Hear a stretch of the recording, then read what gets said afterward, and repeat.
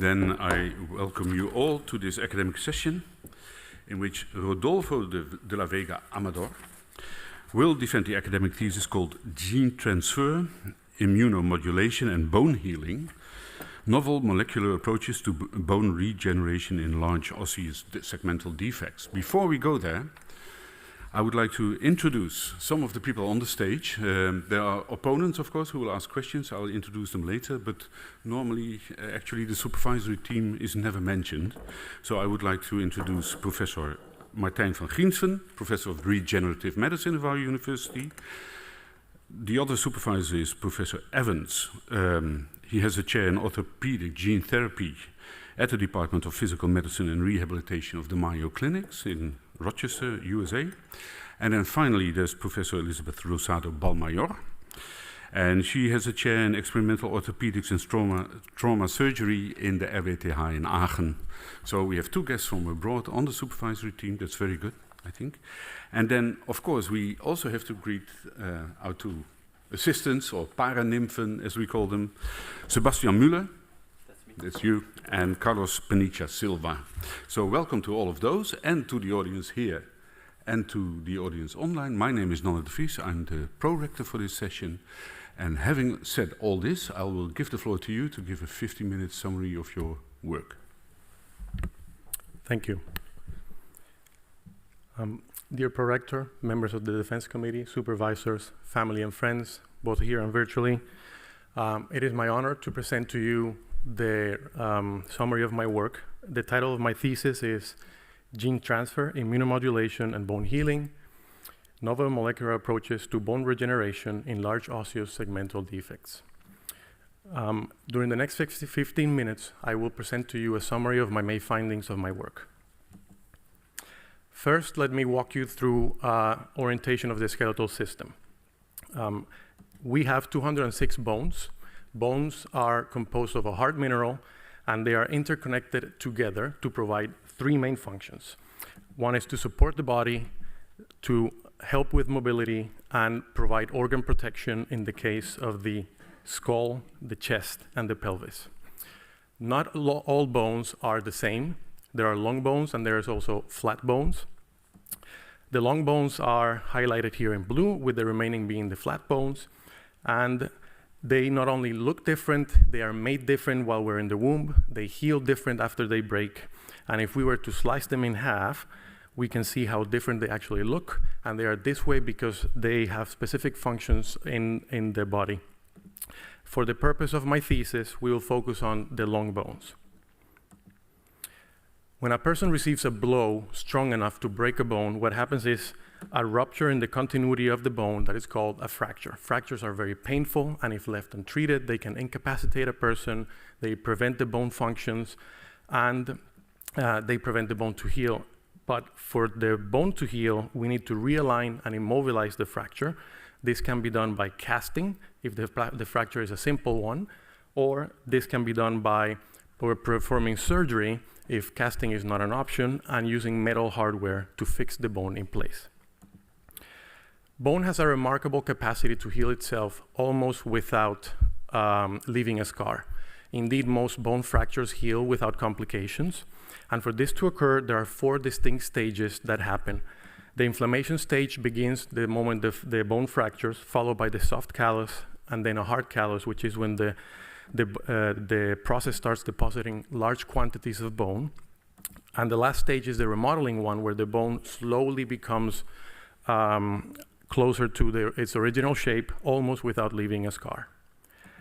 For this to happen, there are many cells involved, both within the bone, around the bone, and from the blood. A particular cell type that I would like to highlight is called the mesenchymal stem cells, or so-called MSCs. These cells can become both cartilage and bone cells, and thereby they help in the bone healing process. I use some of these cells for my experiments.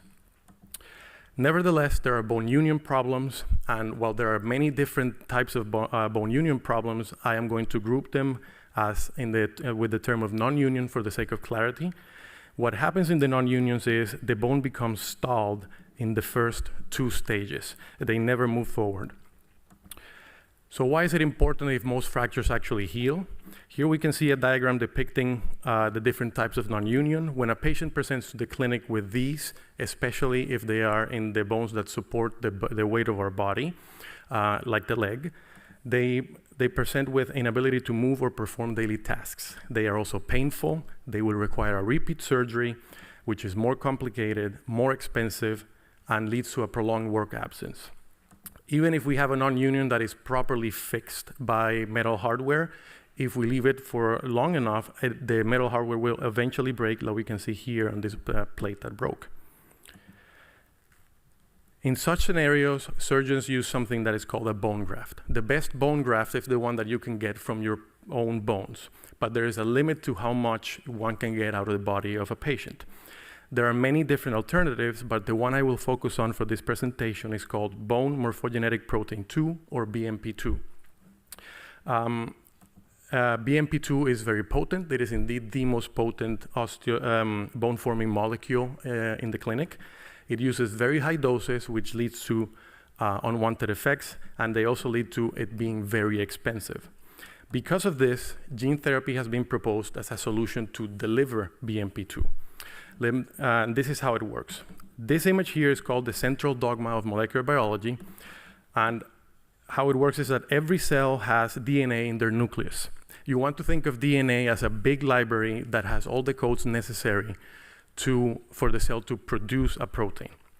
That code is then sent to the protein-making factories of the cell in the form of an RNA, and then in these factories, the cell translates the code into a protein.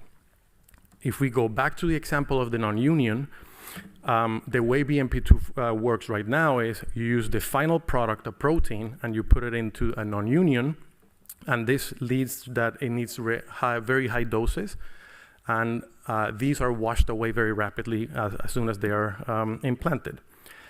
In gene therapy, on the other hand, we can put either the DNA library or the RNA code directly into the non-union. And what we use is we leverage the cells that are inside of that fracture site to produce their own BMP2. We can do this by using both virus vectors and non-viral vectors. The virus vectors are more efficient, but they can trigger inflammation by the immune cells. And the non-viral vectors are considered to be safer, but they also are less efficient. The benefits of using gene therapy for BMP2 delivery is that we can get prolonged production of BMP2 that is localized and will lead to lower amounts of BMP2 being produced, and thus avoiding the unwanted effects of the current BMP2 protein approach. To perform my studies, I first needed a research model. This research model needed to be reproducible so that I could repeat this experiment multiple times and get similar results. It needed to minimize variables or use the least number of moving parts so that I can pinpoint when there was a problem, what caused it. And it needed to be representative of a non-union. Most of the studies used a rat model that is called a large segmental bone defect. In this model, we take the femur bone, the bone femur from the leg of the rat, and we fix it with a bone plate and screws, and we remove a 5 mm section. If we leave that defect untreated, they will never heal. For each experiment we perform in research, we first have a research question. And the first question we asked ourselves was, what is the contribution of gene therapy bone grafts? In prior studies in the professor of Dr. Evans, a gene therapy approach was used whereby harvesting muscle from rats, small muscle discs were created, and then an adenovirus carrying the BMP2 DNA library was used to activate these muscle grafts, and they were implanted in the rat model. And after 8 weeks, we would see that there was bone healing this defect. But there were still questions unanswered, and one of those questions was, what was the role of these muscle grafts in the defect? So to investigate this, I used a special rat model that has this protein called the green fluorescent protein, and I followed the same approach, creating small muscle discs using the adenovirus with the BMP2 DNA library, and then I implanted these into the defects of rats that did not have the green protein. After 8 weeks, I went in and I looked for this green protein, which, by the way, how we process these samples, they actually look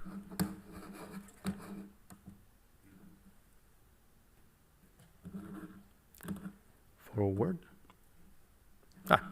Nope, back.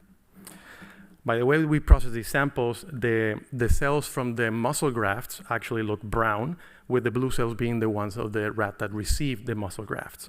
What we notice is that the gene therapy muscle graft cells became cartilage cells and bone cells, and they lived in harmony with the recipient cells. What this meant is that the muscle grafts not only produced BMP2, but they also contributed new cells to this bone. Forward.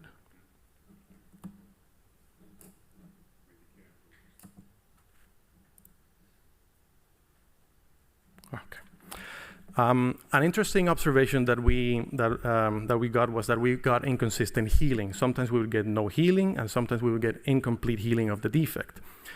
Since the green protein and the adenovirus are unknown to these rats receiving it, we thought that the immune cells, okay, something is off with this. The immune cells which are the police officers within our body that attack unwanted intruders, were actually rejecting the graft, not unlike what happens when a patient receives a kidney transplant. So in order to investigate this, what we did is we used a drug called FK506, which is a drug that is used in the clinic to prevent kidney transplant rejection. And when we gave this, this drug, what we observed is that we got complete healing of all the defects.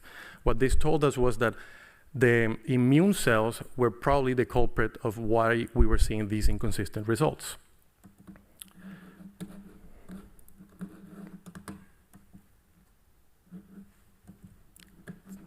We then asked ourselves, what role does the immune system play in gene therapy bone grafts? And for this, I used cells that came from the same rat species to avoid rejection by the immune cells. These are the cells I mentioned earlier called MSCs that can make bones, that can turn into bone cells themselves. And I used the same adenovirus with the BMP2 DNA library. I loaded them into a gel and implanted them into a defect of rats. These rats received or did not receive the drug FK506. And after 8 weeks, we noticed that similar to with the muscle grafts, only the animals that received the FK506 presented with consistent and complete healing. Since there is no green protein in this experiment, what this told us was that the immune cells in this instance were probably rejecting the adenovirus we were implanting. And when we gave FK506, the result was it blocked the policing duty of these cells. In validation of our approach, we also observed that the gene therapy treated animals presented with a bone that was much thicker than the BMP2 protein. We then asked ourselves, can we lower the dose of adenovirus vector used in gene therapy bone grafts? The reading of the DNA library is controlled by this process called epigenetic regulation. If you actually zoom into the DNA, you'll see that the DNA is tightly packed by these so-called epigenetic regulators. You can compare these to a librarian that closes sections of a library, and then when we administer the adenovirus BMP2, there are not enough sections for it to be read properly, thus lowering its effect. One of these regulators is called BRD4. So we thought that if we block the BRD4, this would open up reading sections of the library, and thus allowing for the adenovirus BMP2 to produce more BMP2, ideally with less quantity of virus, and thus avoiding the immune cells. For this experiment, we went with the same MSCs and another cells that make bone called osteoblasts, and we blocked them with a molecule that blocks BRD4, used the adenovirus BMP2, and what we saw was that when blocking the BRD4 regulator, the cells presented with a much higher production of BMP2 and a much higher deposit of bone minerals than when we didn't block it. This validated our approach that this could be done. And then we proceeded to ask ourselves, can we actually avoid using virus vectors? And for this, we asked, can we use an mRNA vector as a gene therapy bone graft? RNA has always been considered unstable and was not widely used as a gene therapy vector, but recent advances in this technology has made that new compounds, new caps, and new tails in the RNA molecules that are being produced make these molecules more effective and more stable. Indeed, these are the same modifications that are currently being used for the mRNA COVID vaccines. So for this experiment, we decided to use one of such chemically modified RNA that was coding for the BMP2 protein. We loaded it onto the same clinical sponge that is used in the clinic for the BMP2 protein, and we implanted it in the bone defects of the rat. What we observed was that we could follow the presence of the RNA in the rat when we use a specialized light-emitting molecule. And when we actually went into the bone defect and measured the amount of BMP2 that was being produced, it persisted for up to 5 days, and it was much lower quantities of BMP2s being produced than the ones that are used with the BMP2 protein.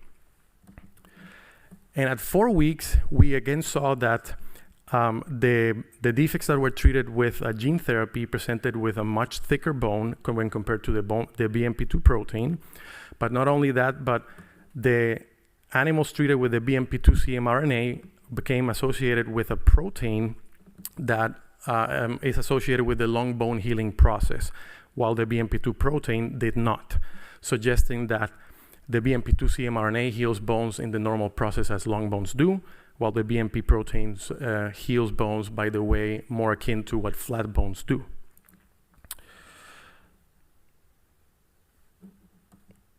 Forward.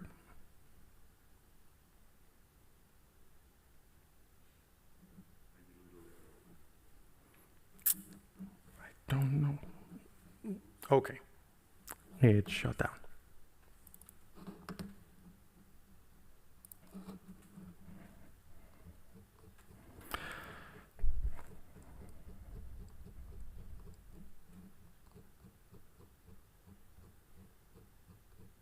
It's only the conclusions left.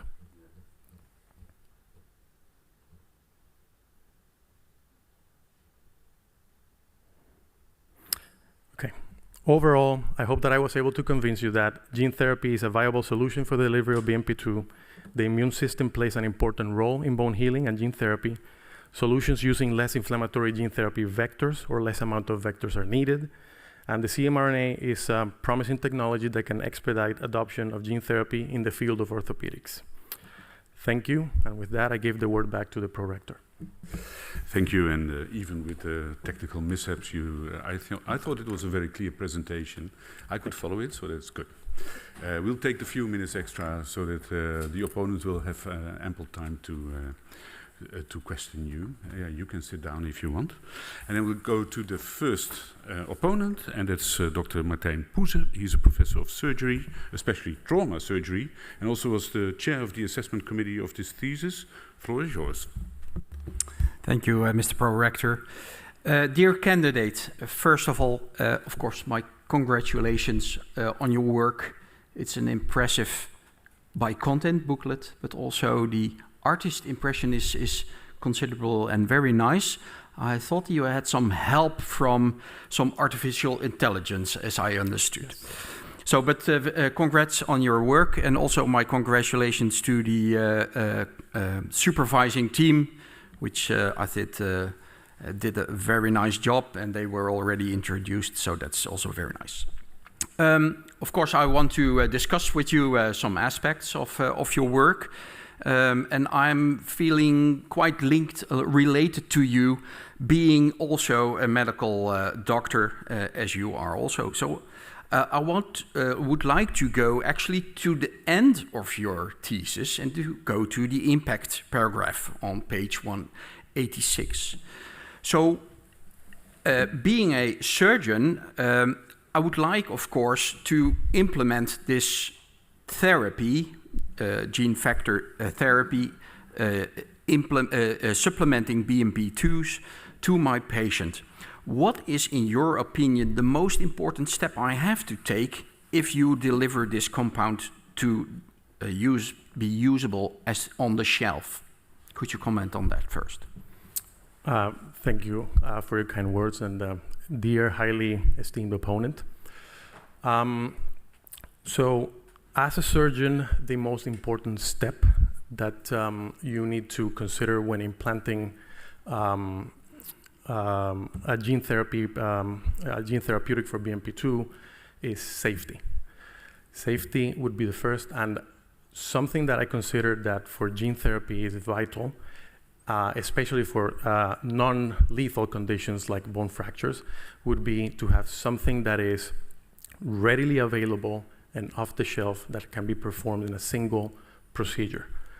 The moment we start performing multiple procedures to patients, then it increases both costs and increases the complexity of the procedure, of the future procedures. So that's what I would think is the most important aspect. So safety is an important thing. Is there a compound which I use on a daily basis which I should not mix it with? Are there any limitations on that? For the because I supplement my bone defect with calcium phosphate, printed cages. I deliver additional proteins to stimulate the bone other than BMPs. Is there a compound which I should not use with this? I cannot think of a compound off the top of my head, but what I would recommend is what would be needed would be a scaffold that is appropriate for the delivery of this molecule. But I cannot think of compounds that are contradictory to. Okay. So safety-wise, it's okay. Suppose my patient had an infectious defect non-union. Would that change my approach, including such a gene factor? Yes, if we go back to the results of the impact trials, and when a lot of the controversies for the recombinant BMP2 were surrounding if BMP2 was able to actually increase the rate of infection for in the surgeries. And it is usually considered to a safe option to avoid it with this. Okay. I don't know off the top of my head, because I've never tried it in infections with this, because this would be a much different approach, producing much less amounts of BMP2 than with the recombinant protein. Okay, so I changed the amount of BMPs, and I also really want to know whether there is an infection or not. So I have to do an extra surgery to rule out my infection. Is that your suggestion for such a patient then? No. No. Okay. Because I'm a little bit puzzled then. In chapter 4, you use this FK506. Yes. It suppresses it's a suppressor drug for the inflammation. Is that wise to use it also in clinics then in a patient which may have an infection? Yeah, that is something that I struggled with when I was doing it as an MD, and I most definitely do not recommend using for clinical patients, because one would have to be mad to immune suppress a patient where you're going and you're putting metal hardware that is so prone to infections. Okay, so that's not a good idea. For safety issues, it's not good.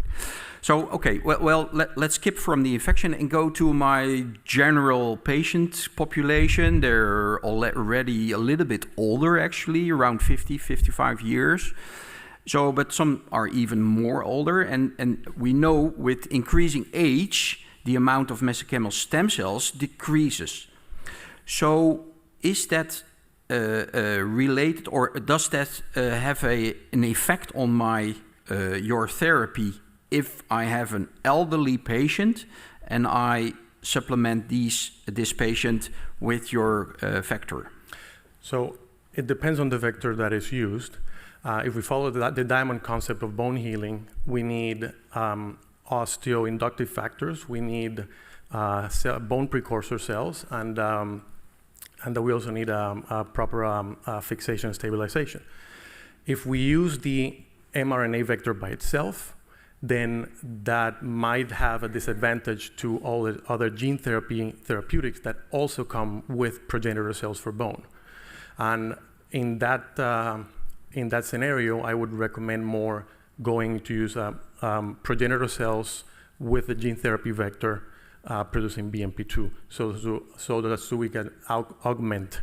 So you augment not only the vector but also the cells itself. Yes, yeah, that seems like a wise idea.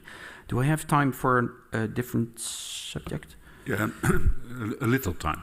A little bit time. Well, short question, perhaps a short answer. Then BMP2 antagonists are known to be upregulated also when we stimulate the BMPs. Is that a problem in this case? Do I have to worry about that? We haven't performed experiments with BMP2 antagonists within the bone defect. We do have in vitro data in a different paper where we have shown that the BMP2 gene therapy is actually more resistant to the BMP2 antagonist than the recombinant protein. Then, as I supplemented it before. Okay. Yes. Well, thank you very much. I'm a little bit more supported as a surgeon to finally use your therapy, and I'm happy with your answers and give the floor, the word back to the prorector. Thank you very much. Thank you, Professor Poeze. And I turn to guests from abroad, and she is present online.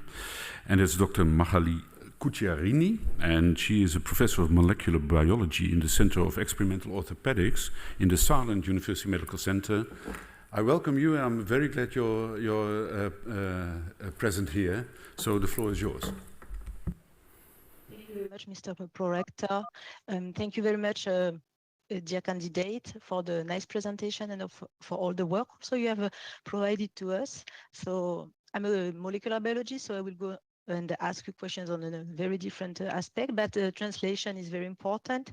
I also congratulate the supervising team that I know since a long time, and I'm a convinced gene therapist also, so my questions will not be so much on how can we implement gene therapy, but a little bit the details. And my first question, to go back to the patient and what we have heard, we know in general that we are all variable. There's genetic background. We are not all similar persons from a genetic point of view. And my question relates a little bit to the mRNA approach. So how did you ask yourself questions about epigenetic regulation? What is your opinion about how, if you would implement this mRNA approach into patients, how would there be, wouldn't you expect some epigenetic regulation of the mRNA itself? First question. Second question, in the presence of the immunosuppressive molecule also, that could be also something that has to be taken into account. Thank you. Dear highly esteemed opponent, so if I understand it correctly, your question relates to epigenetic regulation and the mRNA vector? Yes. That is one of the big questions that I can't answer right now because we haven't looked into it. But the mRNA vectors do get epigenetically regulated, but they can be degraded faster in some cases. But with the results that we got from our experiments, I am quite confident that the stability, once it gets into the cell, is enough to provide a substantial amount of BMP2 production. I don't know how that pertains to older patients. Yeah. My question would be also about silencing, not only about how stability, you have addressed it, and I was happy to read it, but about silencing of the mRNA itself over time and for long-term therapy or healing. Yeah, with silencing, I wouldn't. I've never thought of this mRNA therapy as a long-term therapy. It's more sort of as a one-and-done approach, which would avoid silencing, the silencing RNA molecules. Okay, all right, thank you. What about, to continue with BMP2 and variability, what about the signaling itself? of the BMP2? Don't you expect that BMP2 will not act on itself once it's produced from the mRNA or once you provide it in the protein inside your cell? How is it going to work? How is it, the BMP2? Oh, the signaling. Okay. Yes. So we have data not in the thesis, but in different papers, that the BMP2 signaling, when it is produced by gene therapy, it is actually much stronger than the one that is when it's provided a recombinant protein. So what I would expect and hope is that when we deliver BMP2 in a gene therapy form, because of all the post-translational modifications that are specific to tissues actually, this would actually enhance the signaling of the BMP2 gene therapy, as opposed to the current form of a recombinant protein. Okay, so I have in mind, for instance, the shift for TGF-beta signaling during osteoarthritis. It's a completely different model. Don't you have that? Wouldn't you see this kind of issue in patients with fractures? It's not the case. Can you elaborate a little bit on that? With SHIP and TGF-beta? A shift. The shift.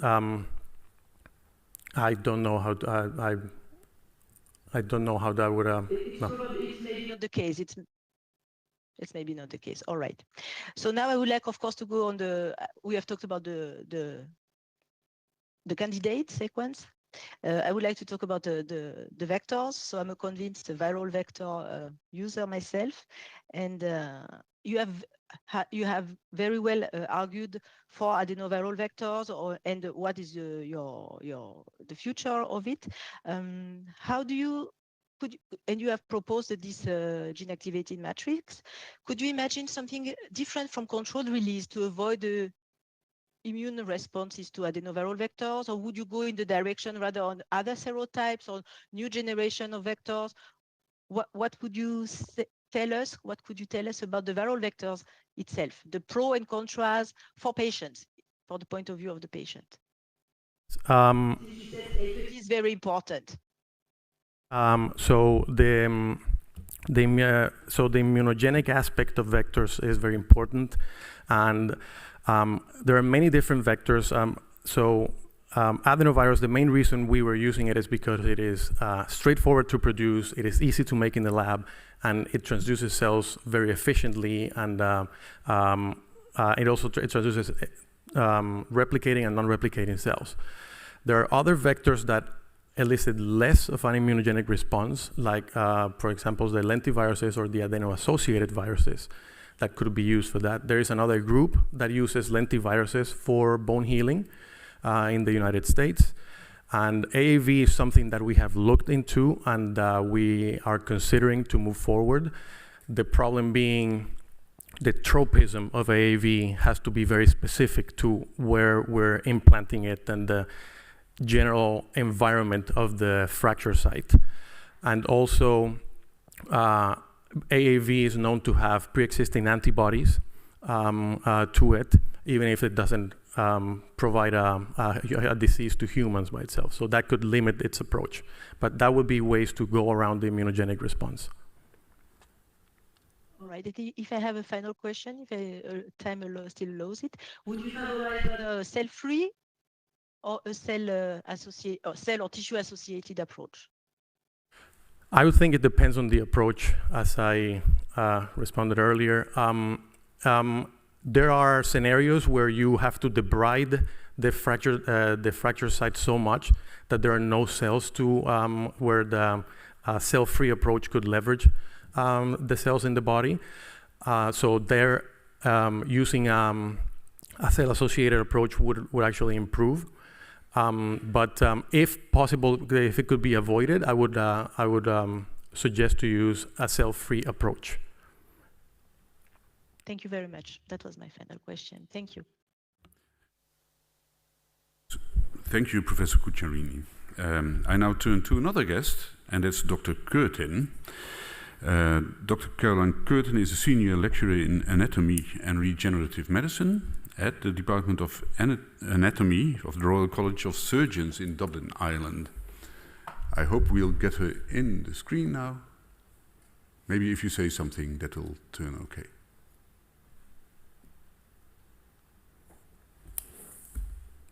Is there a technician who can help us? Can you hear me now? Ah, there we are. Okay, thank you. The floor is yours. Thank you very much, and thank you very much, Rodolfo. Thanks for a very clear presentation, and really lovely work, and congratulations to getting this far, and as well to your supervisory team. So I'm just kind of going to follow on from some of Professor Kashulini's questions, and just to focus just a little bit on why you chose viral transfection compared to non-viral, especially when non-viral has been shown to be transient, which you suggest it would be beneficial for bone repair. So if you could just talk a little bit about that. Dear esteemed opponent, could you repeat the question? It was difficult for me to understand through the speakers. Okay, sorry. Could you just speak a little bit as to why you chose viral transfection method compared to non-viral? So the main reason to choose viral over non-viral is that when we started using these vectors, at that stage, the non-viral vectors were still considered to be much less efficient than the viral vectors. And that is the main reason why we chose to use viral vectors to get more production of the transgene in these scenarios. But as we moved forward with our experiments, new technologies became available, which is why in Chapter 6 we decided to move forward with the mRNA vector, which is a non-viral one.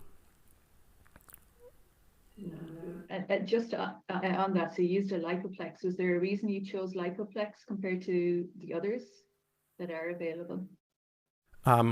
There is no specific reason.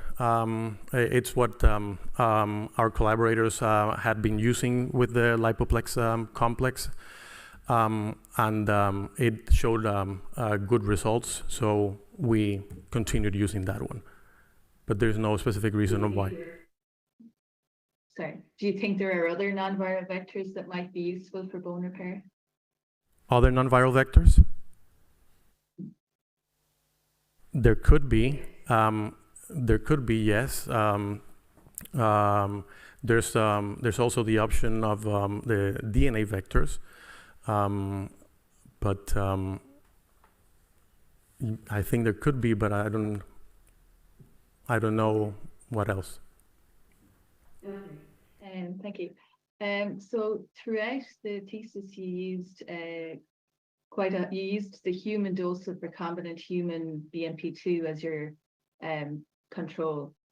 Do you think if you had used a lower amount of this protein, considering you were doing it in a rat model, that you may have seen more beneficial results, considering you only need a smaller amount of BMP2 present? Yes. So the question of how much BMP2 to use, it's a big one, and there are many labs working on how to reduce the dose of BMP2. With the model that we actually use, I have gone all the way down to 2 micrograms of BMP2 used by itself. And the moment you start going down from 8 micrograms in the model with the delivery of the collagen sponge, it becomes very unreliable in the healing process with our model. We do have another paper that is not part of this thesis, in which we used a lower dose of recombinant BMP2, but this was aided with an adenovirus expressing the IL-1RA transgene, and this showed to be very beneficial for lower doses of BMP2. And I know there are other labs working with different scaffolds to perform prolonged release of lower doses, but it could be possible, but we always stuck with the collagen sponge within our model, and the moment we start going below 8 micrograms, it becomes very unreliable.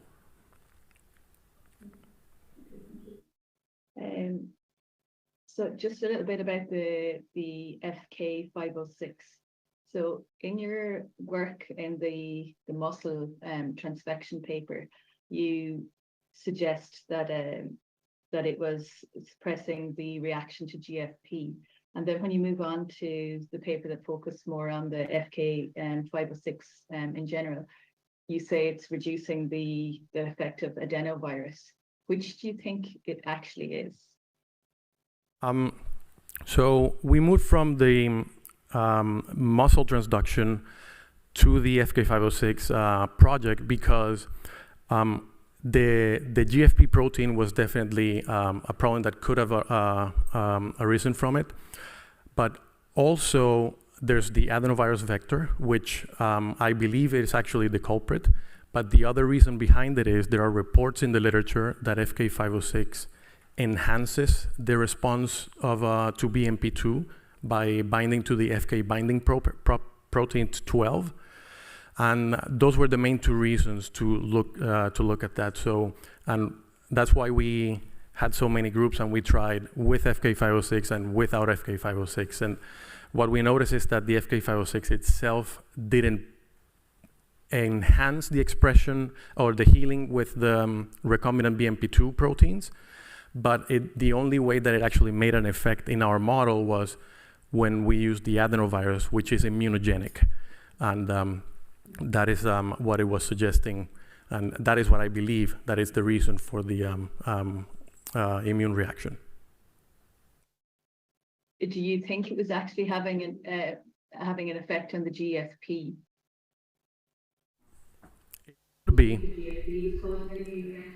It could be, and we actually did in that, when we performed the muscle transduction, we did a small set of rats where GFP positive donors and GFP positive recipient, and those rats also failed to heal completely. And it was only when we gave them FK506 that that happened. So it could be, but I'm more convinced it's the adenovirus vector. That's a very immunogenic vector. Do I have time for another question? Only if it's a short one, please. Okay, very short. Just on your messenger RNA work, we know that there have been some issues associated with the COVID vaccine mRNA, and some current court cases taking place. So do you think that this is going to hamper the progression of messenger RNA moving to the clinic? If the COVID RNA vaccines are going to have an impression on the RNA therapeutics? That there have been issues related to it. Yeah. I think that overall it has been widely accepted as a therapeutic. I know by now billions of people have been inoculated with them, and I don't see it as a problem moving forward. Yes. And I thank you, Dr. Curtin, for being here and asking these questions. I now turn to one of our own professors. That's Dr. Tim Welting. He is professor of experimental orthopedics, in particular the molecular biology of cartilage. That's right. Thank you, Pro-Rector. Dear candidate, my sincere congratulations to a beautiful piece of work. Obviously also your supervisory team I would like to congratulate, and actually also congratulate you on the dedication on even bringing me this thesis yesterday at the end of the day. So you must have been nervous actually whether the whole team would get your thesis in time, but it worked. Let us start actually with a proposition, if you don't mind. So I would like to have one of your paranymphs to read proposition 4, please. The proposition 4. The use of mRNA for regenerative medicine will expedite the adoption of gene therapy at a lower cost and more safely than traditional strategies that require viral vectors. Chapter 7. Thank you. So I would like to focus with you on the word or term gene therapy. And I would like to have your opinion on whether the chemically modified RNA that you're using, whether you really consider that gene therapy, or can you speculate a little bit on what you, what would you define really as gene therapy, and when is it not a gene therapy anymore? Thank you. Dear highly esteemed opponent, thank you for the kind words. And you touch on a point that I actually touched in the thesis. Is mRNA a gene therapy? Exactly. Because you're not introducing a gene, you're introducing some genetic material, but it's not a gene. And I debated when I was writing the thesis, because when you go to the FDA website, for instance, and you go and look for gene therapies, the RNA listed therapeutics are not there, even though there are many of them that have been approved. So I believe that it has been, the field of gene therapy has been expanded to include more than just genes because of the advent of mRNA. So ever since it became such an efficient and such a popular methodology to deliver a protein to be produced by the cells themselves, I think it has been, the real concept of gene therapy has been modified to include mRNA. This is a personal opinion. Yeah. If you see when there are gene therapy meetings and the different gene therapy societies, one of the main topics that's being discussed is mRNA therapeutics. Right. Yeah. Well, I was just wondering whether in like 3 years ago, when we were hit by the corona pandemic, the mRNA vaccine, it's called a vaccine, right? So if governments would have called that a gene therapy, I think we would have been somewhere really else, because there would be probably quite some rejection by the general public if we would have called that gene therapy. Wouldn't you agree? It would have probably been even crazier than it was. Yeah, exactly. Okay. Yes. Well, thank you. So then moving forward to your introduction, which I really liked, because you were sketching like the history of the discovery of BMPs by Urist, 1965. I love that. But Urist also discovered not only BMP2, but also BMP 4, 5, 6, 7, 8, and maybe some more that he wasn't even aware of. Why BMP2? Why is your whole thesis centered around BMP2? Yes, that is a very good question. So when Dr. Urist discovered the BMPs in general by using the demineralized bone matrix, he didn't know all that it involved in it. It wasn't until the late 80s when the BMPs were cloned,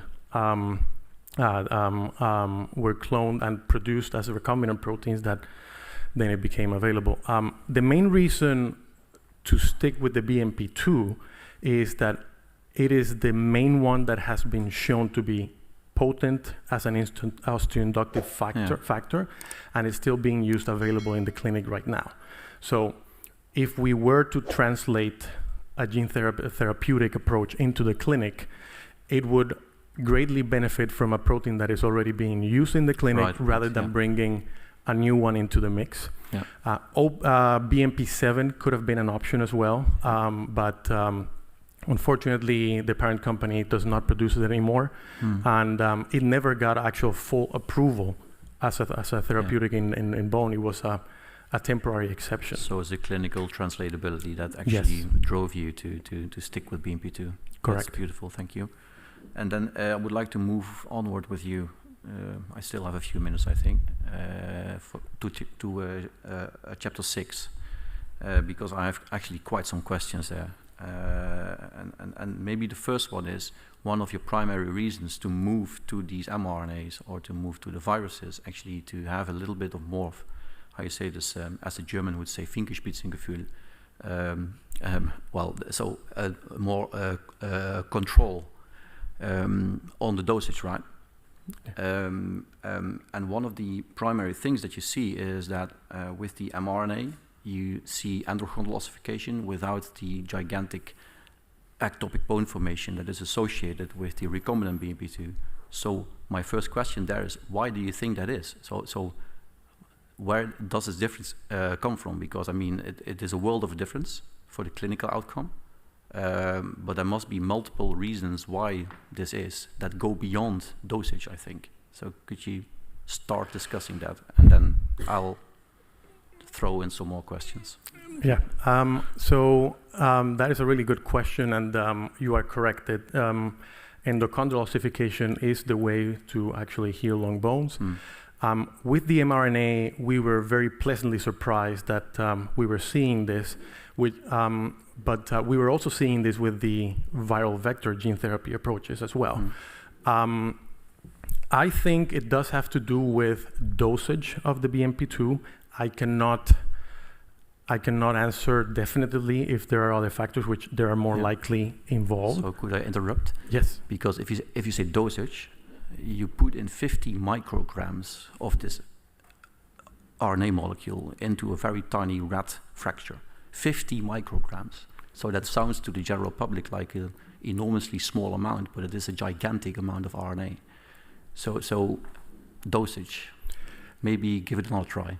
Yes, dosage, but not dosage of the BMP2. Yeah. Because the 50 micrograms don't translate one to one. So if you would translate 50 micrograms of RNA by ribosomes that are of an mRNA that is fully equipped to be translated as efficiently as possible, because you also have this, so how do you call this? Tissue. So tissue, some kind of translation initiation. The translation initiator of VTR.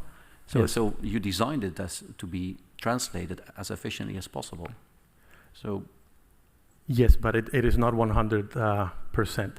And when we looked at the BMP2 production within the fractured, within the bone defect, we detected that the levels of BMP2 being produced by the mRNA were not nearly as high as the one being used for the recombinant protein. I think it has to do with dosage.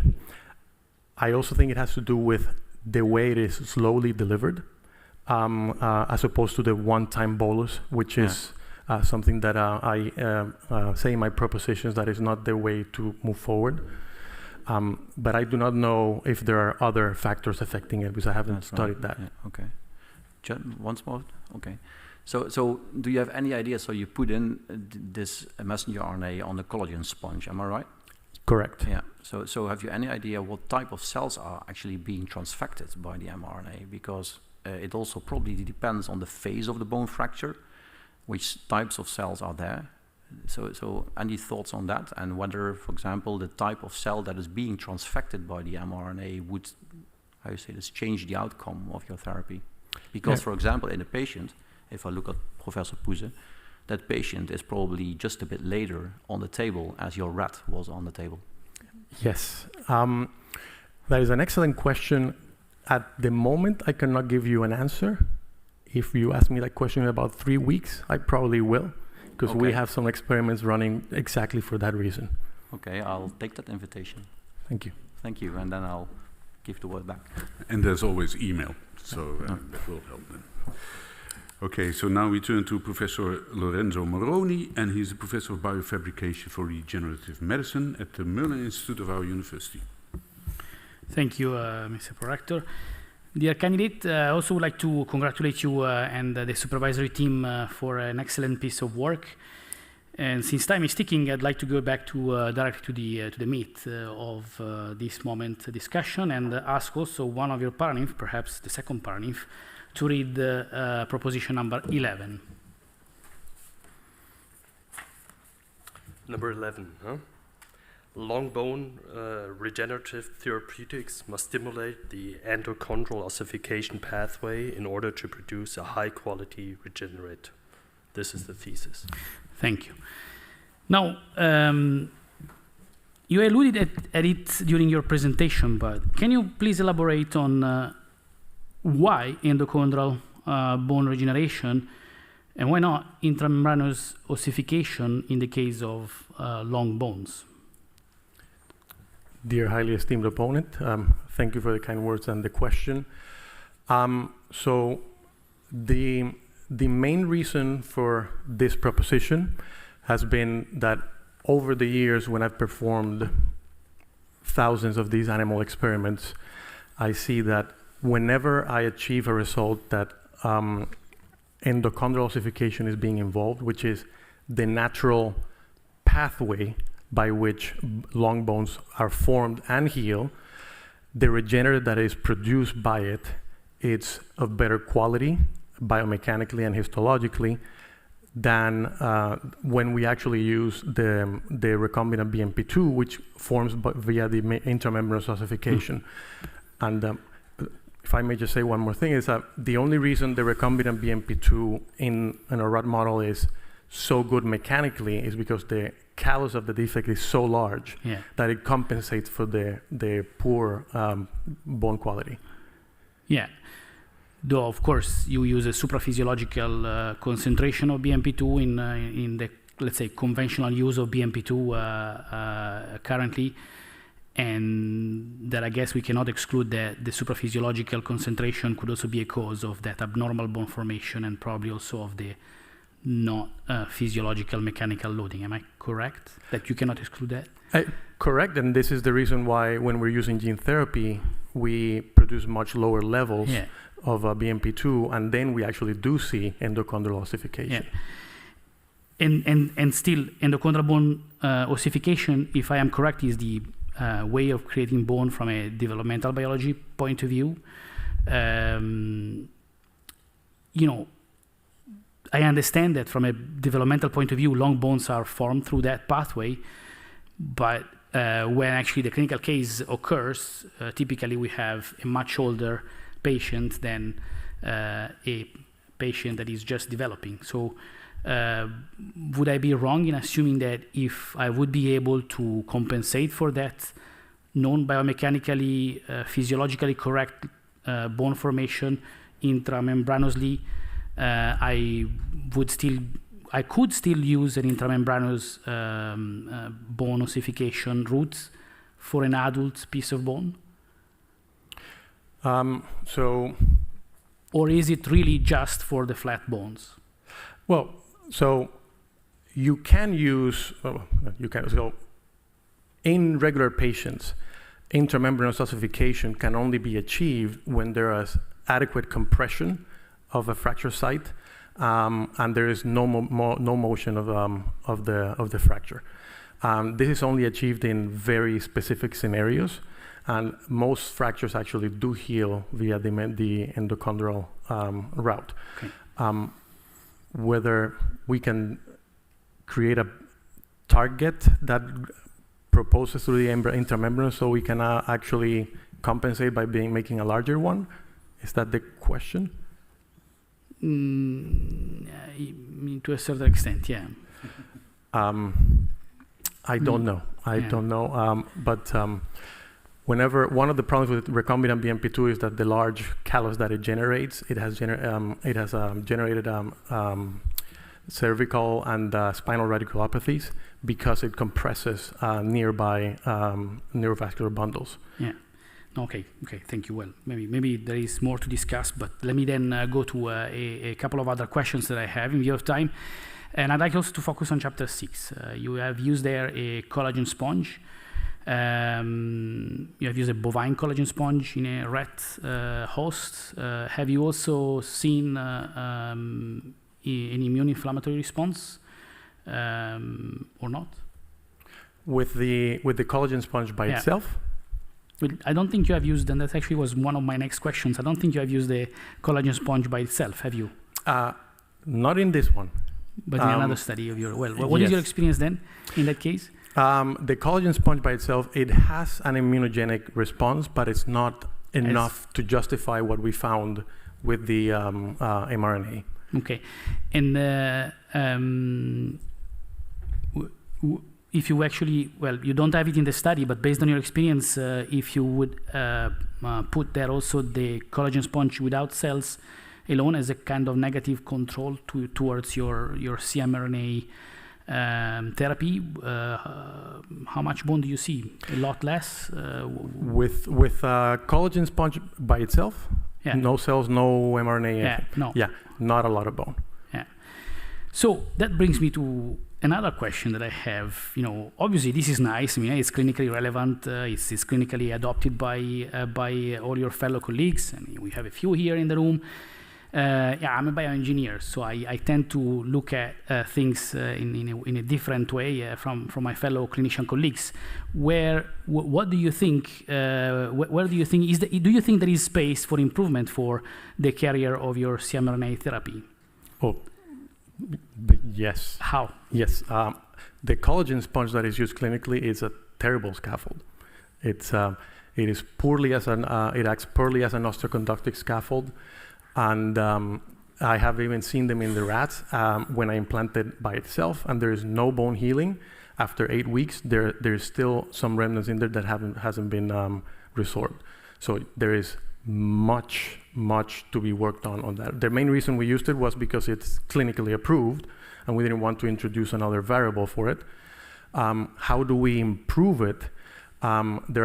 There are other scaffolds that I know are being worked on by several other groups, especially the group of Dr. O'Brien in Ireland has worked with a non-viral gene delivery, and they show a very good delivery with some of these scaffolds, and that will be something to look at.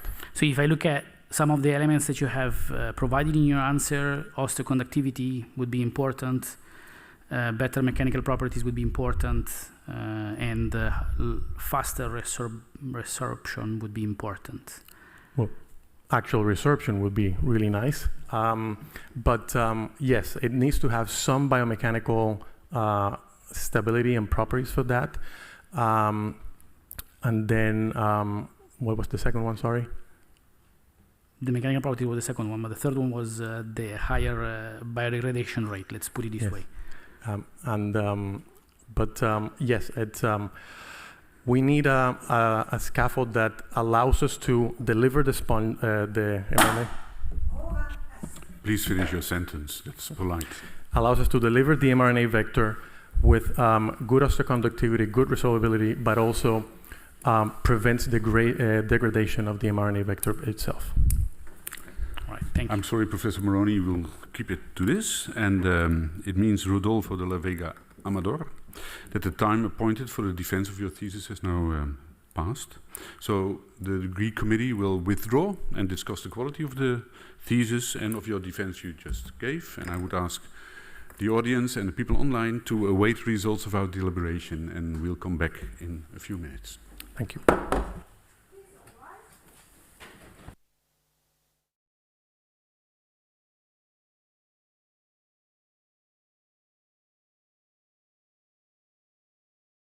The PhD defense has now ended. The degree committee will debate the candidate's performance behind closed doors. This process usually takes about 10 minutes.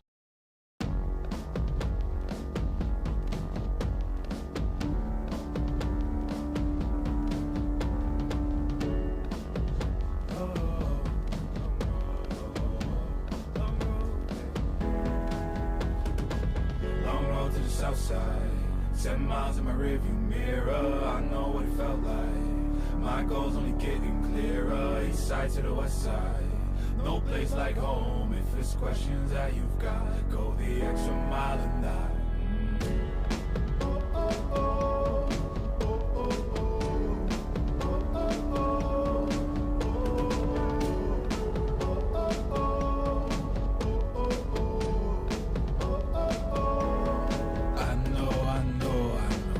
On the line, I know you know that I can't read your mind. Years can't fly by now, don't waste all your time. Cause I'll go the extra mile. Long road to the south side, 7 miles in my rearview mirror, I know what it felt like. My goal's only getting clearer, east side to the west side. No place like home, if it's questions that you've got, go the extra mile and die. On the dash, got my laces tied. Long road, I don't waste no time. Break rules because fate decides. With the team and we chase the light. I make a move, fall down, shake it off. I hate to lose, bad branch, break it off. No room for negativity, praise and love. Prepare for deep part cause we're taking off. Take the mileage, traveling so far from home. Gathering knowledge, other connections. I put the time in to get everything I ever hoped for. It's a challenge and we all in. It's a better future that we go for.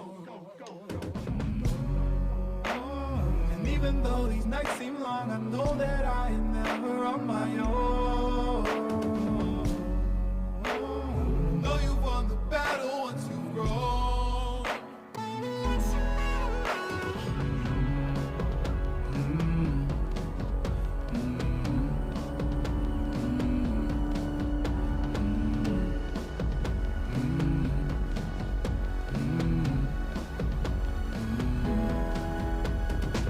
Long road to the south side, 10 miles in my rearview mirror. I know what it felt like. My goals only getting clearer. East side to the west side, no place like home. If it's questions that you've got, go the extra mile and not. Long road to the south side, 10 miles in my rearview mirror. I know what it felt like. My goals only getting clearer. East side to the west side, no place like home. If it's questions that you've got, go the extra mile and not.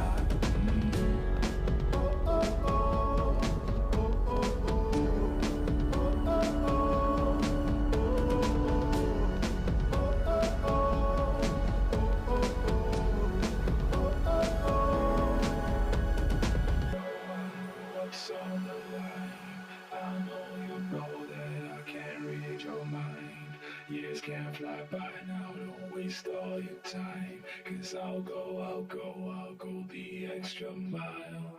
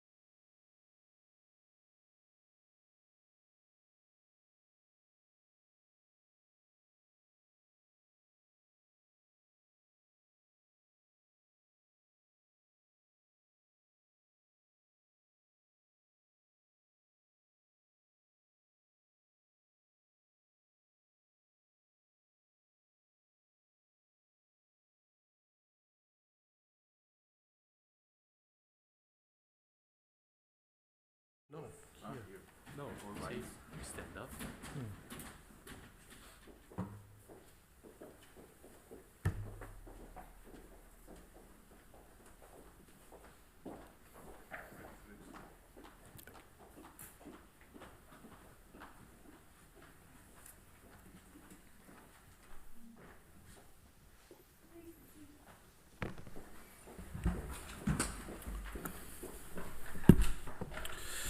Mr. Rodolfo de la Vega Amador. The degree committee here present has assessed the quality of your thesis and the defense that you just gave. In view of its positive verdict and taking into account your previous qualifications, the degree committee has decided to grant you the degree of doctor. Professor van Griensven is authorized to confer upon you this academic distinction in accordance with Dutch custom and law. I invite your supervisor to take the floor.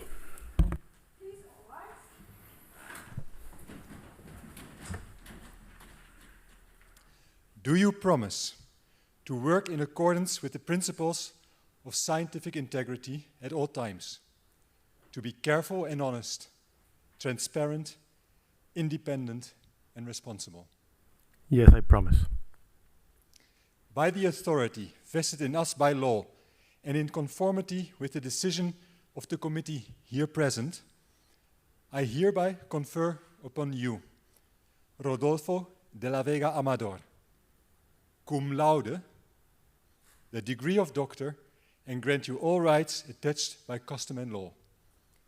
As evidence of this, I now present you with the degree certificate signed by the rector, the secretary, and the other members of the committee, and affixed with the official seal of the university.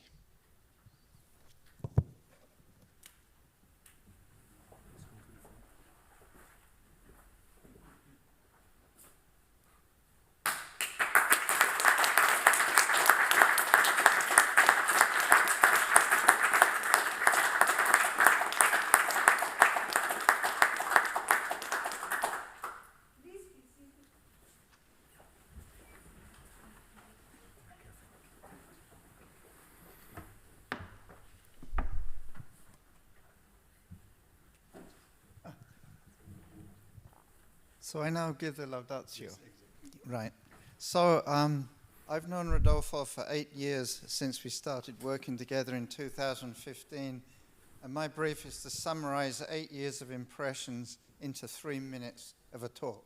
So I'm going to squash it all in and start by describing the unusual circumstances, how we ended up here together today, because it wasn't supposed to be that way. Rodolfo attended the top medical school in Colombia, the Pontifical Javier University in Bogota, did I say that right? And graduated top of his class and was all set to become a practicing physician when he and his wife Laura decided to move to America. And by coincidence, they were working at Harvard Medical School, and Rodolfo started working in the old lab I'd vacated when I moved from there to the Mayo Clinic. And through that connection, started the process because Laura was offered a residency training position at the Mayo Clinic, which meant that I had the opportunity to snag Rodolfo to work in our lab, which I was just setting up there because I just arrived. And I count myself exceedingly lucky that I was able to get you. Because Rodolfo's been the key person who's enabled us to go from a startup lab to a productive, ongoing concern that we are today. And in particular, not only because of the work you've heard about in the thesis we've just been discussing, but the way he makes those around him productive, has a catalytic effect. Rodo's the person in the lab who knows where everything is, knows how to fix it if it breaks down. If he can't fix it, knows who to get to fix it, knows how to interpret funny data, how to talk to people in the lab when their experiments don't work, and advise them what to do next. And he also has an amazing ability to obtain the unobtainable. Somehow, I don't know how this happened, but he has an amazing network of people in Mayo Clinic and elsewhere that can get you stuff. And I don't know who they are, and I don't want to know, and I probably shouldn't know who they are. And but whatever the need, Rodo knows a guy, and that guy can get you what you want under any circumstances. He's outside of the lab. Rodo is a discriminating diner. I'd call him a gourmet. And if you ever come to Rochester, Minnesota, and you want to know where to eat, go to Rodo the Gourmet, because he will tell you which restaurants to avoid and which ones are approved. And it's a bit like the Michelin process, except it's a lot tougher. He also likes to cook and is very selective about the ingredients, how they're prepared, how they're cooked, and how they're served. And he's also a fan of fountain pens, which is, he has a large collection, and he's the only person who's ever asked me, when I go back on a trip to London, to bring back Basildon Bond writing paper, because an individual sophisticated enough to own a fountain pen also is sophisticated enough to know which paper you're supposed to use when using these instruments. And talking about high culture, one victory I've had, I take personal responsibility for this and a lot of pride, is we've taught Rodo how to drink beer. When he arrived at the Mayo Clinic, he barely touched the stuff, and now he can hold his own with anybody who happens to be in the pub at the time, which is not just a social attribute, but we all have our most creative, insightful moments when we're having a few pints with colleagues after work. And adding this to his repertoire has been definitely a quantum leap in the range of things that Rodos are able to do. I'm running out of time, so I'm going to wind up now, but just point out that Rodolfo is the first person to graduate with a PhD, both from our lab at the Mayo Clinic and from Professor van Griesen's lab here at Maastricht University. So that makes the occasion even more special than it already is.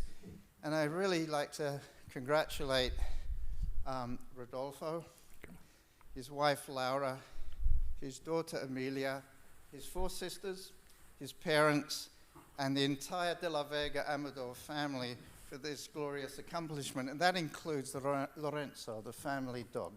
So I'm very happy for you all, and I couldn't feel more happy on this day. Congratulations and thank you.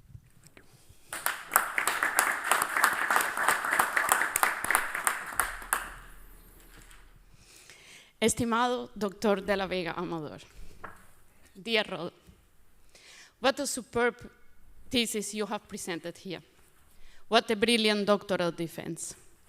I must say I'm not surprised, considering your dedication and high professional standards to the work to be done, in this case, your thesis. This committee and external reviewers have granted you the highest designation in the Netherlands for a PhD degree. That's a cum laude, sorry. Only top 5% of PhD students in the Netherlands receive that distinction. I cannot think of a person that better deserves this distinction than you. I remember how we first met. As a major researcher collaborator, I was visiting the lab of Chris at the time. I came with my own RNA and non-viral stuff to a lab that is actually a pioneer on all good gene therapy, viral gene therapy driven. You were a bit skeptical at first, but you decided to give the RNA and me a try. And we have been working together ever since. I would like to thank actually Chris, here present, for the unique opportunity he has given me to get to know you as a person and to work with you as a team. And what a journey this has been. We have gone through manuscript writing, special issues, NIH grants, conference, awards. But most importantly, we have created a scientific family among us. We do not only celebrate each other's achievements, such as this one for you, your thesis, but we also care for each other. We also profoundly look after each other, no matter what. Even COVID didn't stop us. Of course, it made it difficult to travel to Mayo, but there you were, always instrumental to this collaboration to keep going, always positive, always looking for alternatives, always motivated, always working. And always a perfect teammate, as our colleague Nick would say. Always a great friend. And that is when science makes the most fun, when we are able to combine professionalism with friendship and trust. I would like to thank you for giving me the opportunity to experience that as a scientist and as a human being. A tu esposa Laura, a la pequeña Emilia, a tus padres y hermanas, quisiera extender mis más sinceras felicitaciones a tu familia online, mis deseos que disfruten plenamente de este día, que puedan sentirse orgullosos de ti, de la persona que tú eres, y que ellos ayudaron a forjar con su amor y constante apoyo. A tus padres en especial. Quisiera dar las gracias por la educación que te han dado, educación latinoamericana, caribeña, llena de amor y de mucha fe. Que sepan que a pesar de no tratar pacientes directamente, el trabajo científico que tú realizas ciertamente cambiará el futuro de la medicina ortopédica, haciendo posible traer tratamientos novedosos a todos los pacientes alrededor de todo el mundo, que estén muy orgullosos de ti. In closing, on behalf of Chris and my team, I would like to thank all colleagues, family and friends here and online to be here present and to support Rodolfo in this very special day. I will also like to extend my most sincere gratitude to this committee that took the time to evaluate your thesis, to read your thesis, and to be here today. Rodo, our journey continues. We will continue writing grants and papers, and most importantly, working together and being part of each other's professional and personal life. Thank you very much. Enjoy your day. Congratulations. Thank you.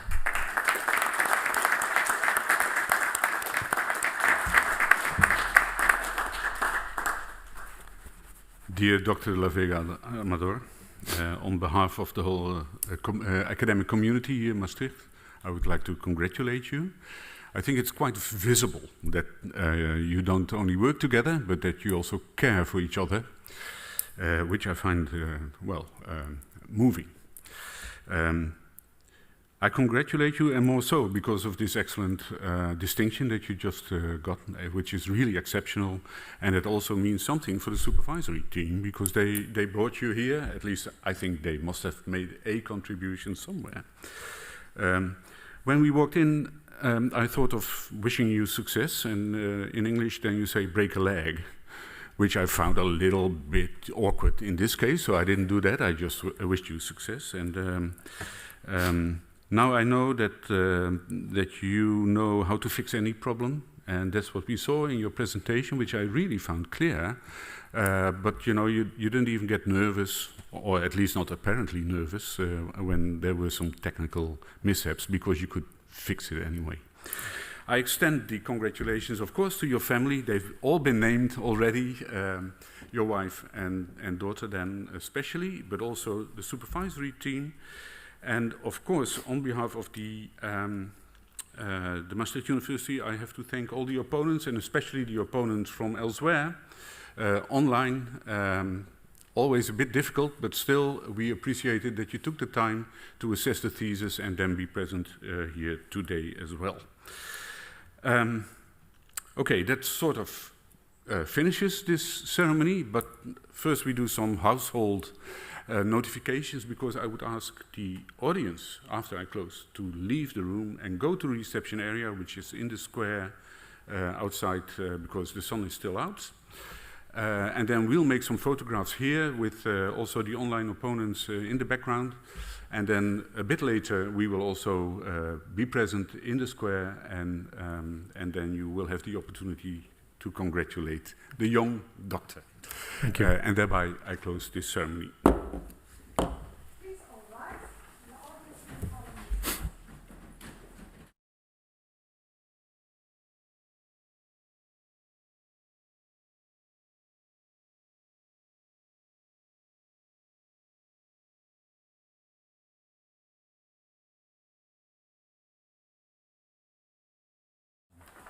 Forward.